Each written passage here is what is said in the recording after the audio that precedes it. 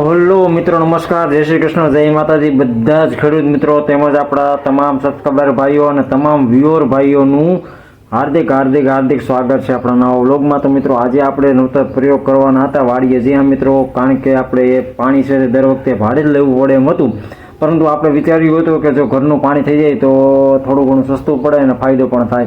એના કારણે આપણે વાડીએ બોરવેલ કરાવવાની ઈચ્છા ધરાવી અને ટ્રેક્ટરવાળા ભાઈ પણ આવી ગયા છે અને આપણે બાજુની વાડીમાંથી કૂવામાંથી પાણી લઈને આવી રીતે પેલા એક કુંડો બનાવ્યો છે, જેને કારણે કારણ કે બોરવેલમાં તમને બધાને ખબર જ હશે કે પાણીની બહુ એટલે બહુ જરૂરિયાત રહેવાની છે। સૌથી પહેલાં તો મિત્રો મેં છે ને નારિયેળ અને અગરબત્તી કરી અને પૂજાપાઠ કરી લીધી, કારણ કે કોઈ પણ શુભ કામ કરતાં પહેલાં આપણે હંમેશા પૂજાપાઠ કરવી જરૂરી છે। અને આજુબાજુના ખેતરવાળા તેમજ બીજા લોકો પણ બોરવેલ જોવા માટે આવ્યા છે, કારણ કે કેવું પાણી થાય, લોકોની ઈચ્છા એવી હતી કે પાણી સારું થઈ જાય, અને ખાસ કરીને આપણી ઈચ્છા એવી હતી કે પાણી થઈ જાય તો વધારે સારું। આ તમે અત્યારે વોટ્સઅપ જોઈ રહ્યા છે કે હું બાજુની વાડીમાંથી અમે ક્યાંથી છેટ પાણી તમે લાવ્યા છે, તમે જુઓ વોટ્સઅપ કેટલો લાંબો કર્યો હતો, અને આ ખૂણે આપણે ડાર્ક કરવાનો હતો જેથી પાણી સારું થાય અને પાણીની શરૂઆત થઈ જાય। તો બોરવેલ કરવાની શરૂઆત થઈ ગઈ છે, તમે જુઓ છો તો અત્યારે। અને અમારી સાઈડ તો સાઈડો કે સાઈડો હાલ તો થઈ ગયો છે, તમારી સાઈડ શું કહે તો એ અમને કોમેન્ટ બોક્સમાં કોમેન્ટ કરીને જરૂરથી જણાવજો।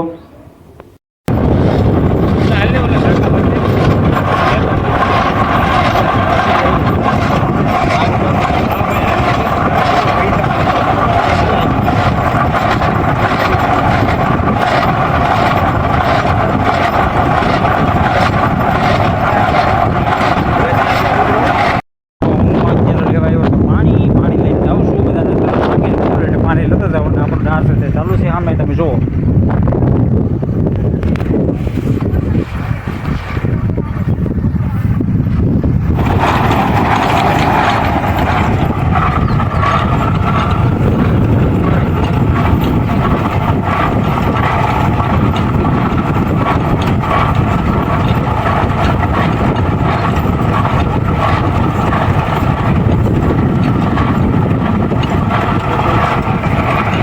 તો જુઓ તો અત્યારે મિત્રો આ એક 10 થી 12 ફૂટની સળી તો અંદર હોઈ ગઈ છે, એટલે કે 10 થી 12 ફૂટ દાર છે તે ગોળાઈ ગયો છે।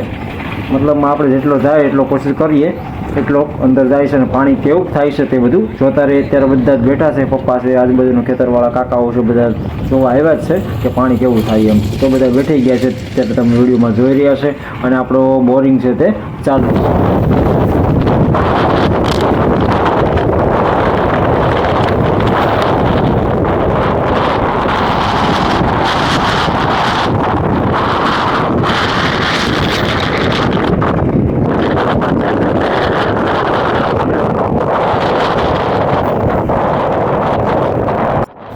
તો મિત્રો અત્યારે એટલી બધી મહેનત કરી, એટલું બધું પૈસા રોકાણ કરીને જોઈએ, અને જો પાણી નબળું થાય તો એક ખેડૂત તરીકે ખૂબ એટલે ખૂબ દુઃખ થવાનું જ છે, પરંતુ જેવા આપણા નસીબ અને જેવા આપણા ભાગ્ય છે એવું પાણી થવાનું છે। અત્યારે બોરિંગનું કામકાજ તો આપણે ચાલુ જ છે, પણ જોઈએ કેવું પાણી થાય છે।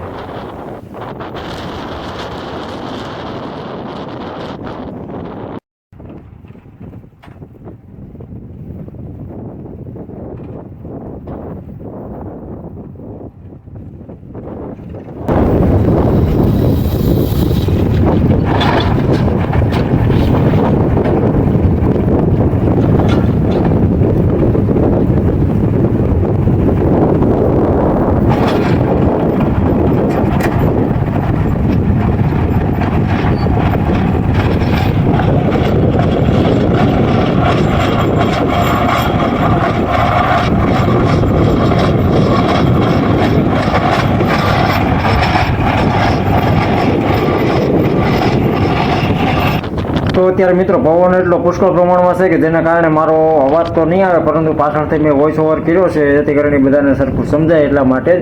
પવન પુષ્કળ પ્રમાણમાં છે, આપણો બોરિંગ છે તે ચાલુ છે, અને બધા ભાઈઓ અત્યારે મદદ માટે આવ્યા છે, અને કામકાજ પણ ચાલુ છે। અત્યારે તમે જોઈ રહ્યા છે કે આપણો બોરિંગ છે તે 20-22 ફૂટ જેટલો અંદર વિયત ગયો છે, અને બીજા સળી છે તે ચડાવે છે, તમે જોવો છો અત્યારે।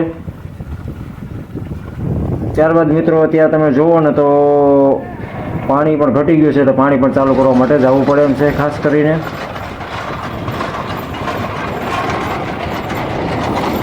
બોરિંગનું કામકાજ તો ચાલુ જ છે મિત્રો, અને આ બધા સેવાભાવી માણા એટલે કે આપણે હેડા પડાવી છે બધા અત્યારે બેઠવા માટે આવી ગયા છે અને જોવે છે બધા કે કઈ રીતે પાણી થાય એમ છે. આ અમારે બબનભાઈ છે, સાગરો છે, અને અમારા લોક લાડીલા ભાઈ હાવજભાઈ પણ આવી ગયા છે. અત્યારે બધા બેઠા છે, આનંદ ફકીરી મોજ મસ્તી કરીએ છીએ બરાબર. અને હું તમને હમણાં થ્રેસિંગ બતાવું કે એ થ્રેસિંગ છે, જો આ થ્રેસિંગ છે આપણે એ અંદર ઉતારવાના છે. 8ના થ્રેસિંગ 10નો ડાર થાય ને 8ના થ્રેસિંગ છે તે ફિટ થઈ જવાના છે. હવે જોઈએ કેવી ભગવાન જેવું આશા કે કેવું પાણી થાય છે, જેવા આપણા નસીબ.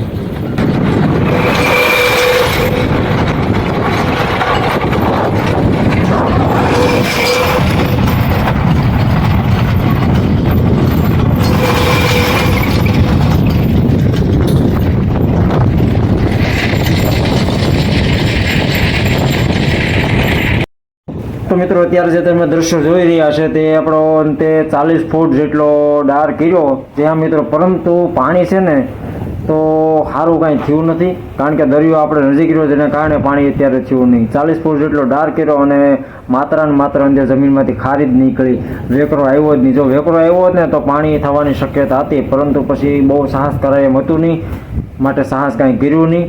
અને અત્યારે તમે જોવો તો ડાર સાફ કરવાનું કામકાજ ચાલુ છે, જેમ કરીને અંદરથી જે કારે રાયબેડ હોય બધી બહાર નીકળી જાય ને થોડુંક પાણી સારું થાય એવી શક્યતા હોય તો. પરંતુ મને નથી લાગતું કે પાણી સારું થાય, કારણ કે ખારી જ આવી જમીનની અંદરથી, જેથી કારણે પાણી છે તે ખારું જ થાય. આ કાંઈ પીવા લાયક પાણી અથવા તો ખેતી લાયક પાણી હોય નહીં. અત્યારે તમે જુઓ બધા મહેનત કરવા લાગે છે અને પાણી અંદર નાખી અને કારે રાયબેડ છે બધું અંદરથી કાઢે છે.